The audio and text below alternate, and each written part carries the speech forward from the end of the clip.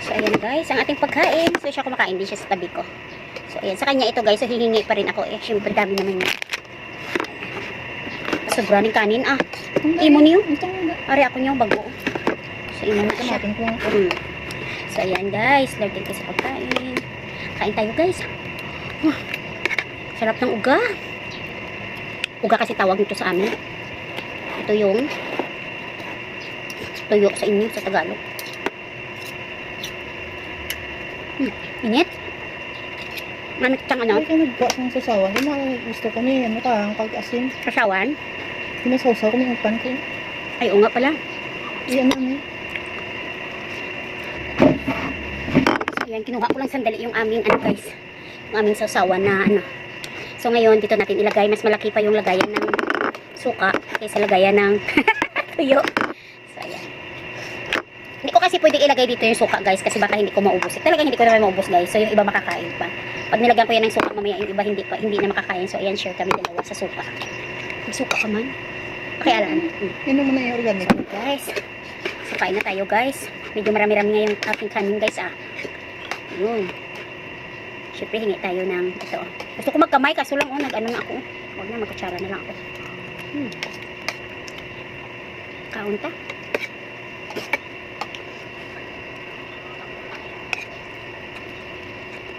Okay lang yung left eye ang ano? Ito nga yung organic kasi may kumain galas kila. Ah, kaya na ko tasin. Kaya na lang ko. Kaplino. Kasi ginano na. Hindi. Ah, Okay.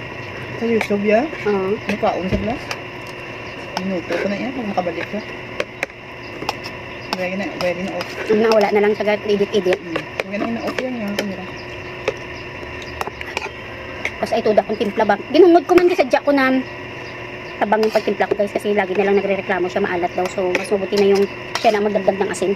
Nilagyan ko lang ng konti. Gusto ko na bisok kada medyo sausaw isa. Eh nakaganahan. Wala daw, hindi ko ganyan maubos ang rice ba. Ano pinakasya? Ba't ako na kinanay? Nagpagbuha? Ito guys, ang malunggay. Kinuha ko dyan sa kapitbahay namin. Kasi marami siyang malunggay. Pero yung malunggay niya, pag tumaas na yung mga sanga, ayaw niya kasi na mataas guys, kaya pinapaputol niya yan. So nung nakaraan ako ang nagputol nun. So ngayon, kahit hindi ako hindi ng permission na kuha, pwede naman kasi ako naman ang nag-ano dyan na catering ng kanyang malunggay, puno ng kanyang malunggay kasi ayaw niya masyadong mataas. Kasi kami guys, marami na kami malunggay. Meron kaming malunggay dati, malaki na, kasi lang pinutol ko kasi sabi nga nag-ano ako sa mga pamahiin na yung malunggay daw kapag nasa harap ng bahay mo hindi daw maganda. So pwede ka daw magtanim sa likod, sa kilid, ganyan, pero sa harap wag. Tayo naman kasi guys, may tayo sa mga pamahiin. Wala namang mawawala guys kasi makapagtanim naman tayo ulit.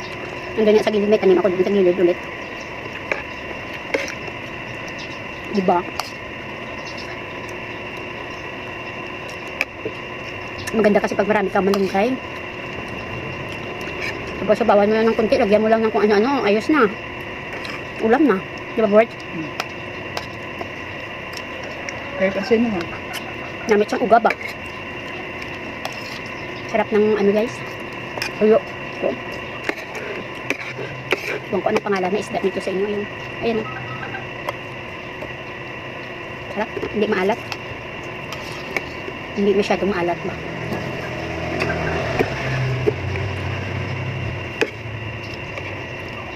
Next time bibili ako nito doon sa pinuntahan natin dati ba. Tatay tayo. Yung mga damage lang bili natin para mura lang. No? Total pang bahay lang naman. Sa binta natin sa store.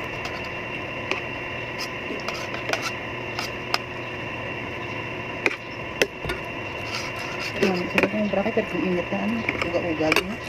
Tapos lamok man isda nga na wala ba laman ng bakal tungod sa kamahal sa krudo. Sa Durgan na yun.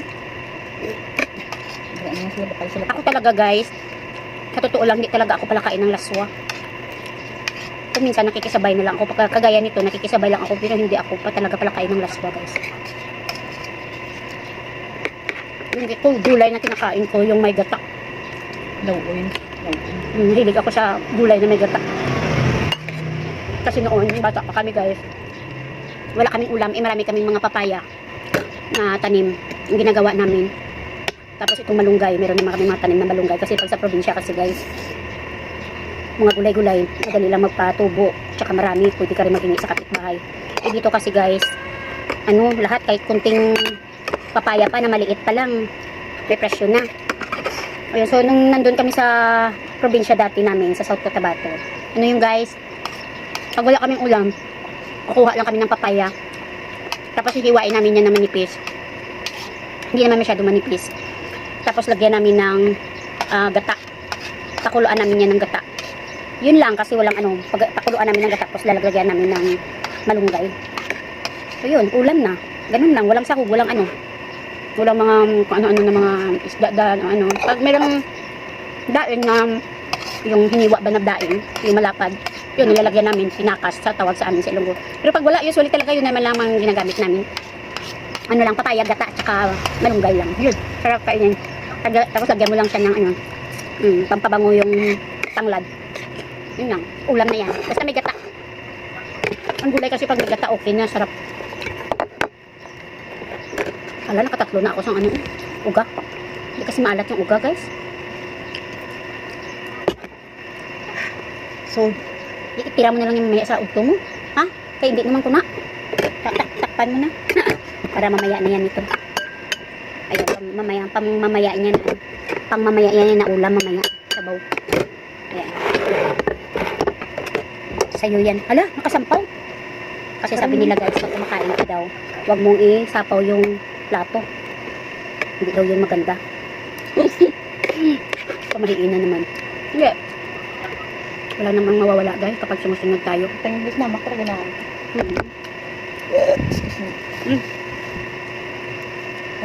Sabad sa kortina. Ang sinamakan. Sabad sa kortina.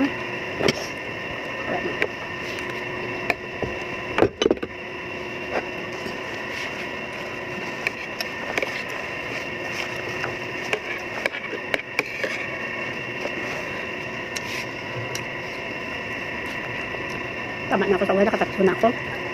Hindi mo na malap, pising sa lamuso mo na. Gani, tirahan naman natin yung iba. Gusto na kumain. Actually, busog na ako guys, ubusin ko lang to. Pilit ko na lang inuubos. Pwede ba mamaya ko niyang kainin? Maluay na yan, sabawan na lang. Sabaw na. Ubusin ko Hindi na na lang. yan. Turyanay lang, kasi ikin mo para mag... Kasi ito halalang tumatagal, lalo akong dumadami ng kain ng tuyo. Ubus na naman, oh. Pangatlo na yan. Meron pa, oh. Ano nga ito sila eh? Gusto nila mong siguro ito sila yung ka to. Wala? Ang gagmayway naman. 20 pesos, bili ko na. Ang gagmayway naman. Hindi mo lang. Binili ko yan doon sa tindahan kagapon. Wabi ko dito. Kahapon. Wabi ko sa Sarabia na. Hindi, meron ba? May akap na. Puro to, Ay! kabit. Nag-offer kasi si tita, sinaya naman ako, sabi ko sige. Sabi Sa, na yayaw gaya. sa may tindahan. Hindi ko alam saan. Nigaran-garan. Pero, punta kasi akong tindahan kahapon guys. Diyan sa may lapit sa amin kan. Nag-offer yung matanda sa akin na meron daw silang tuyo. Nahiya naman ako guys na hindi bumili. Naalala ko meron pala kami mga tuyo dito. Kaso lang siyempre, minsan nahihiya tayo. Sabi mo ay Bili nabili. na lang. O, akala ko kasi wala na. Okay namin, minum tabag na. Tama eh? Ano alat? Hindi masyado alat. May iba niya, ginagawa ng ulo ka tayo. Imo yan, ay mo gina... Sapak. Ayaw ko ng ulo. Para lang sa buro. Alat? Sobrang alat. Paon mo na iasam yan. Ha? Takot ako baka mamaya maano ako. Hindi ah. Pagbuko ko sa'yo. Tinik. Huwag ka balong ara dang namit sa ulo. Alat. Sobrang alat kasi sa ulo banda. O sa katawan. Hindi masyado. Wala ko din na pero parang hindi ko pa maubos. Ano ba yan? Nakadagdag talaga ako ng tuyo. Ito na lang.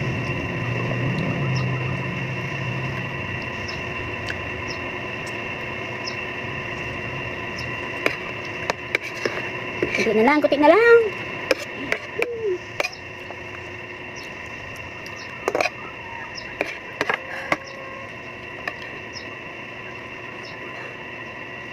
Karanasan nyo rin yan guys, na kahit busog na ko pinipilit nyo na lang naubusin. Kasi sayang naman.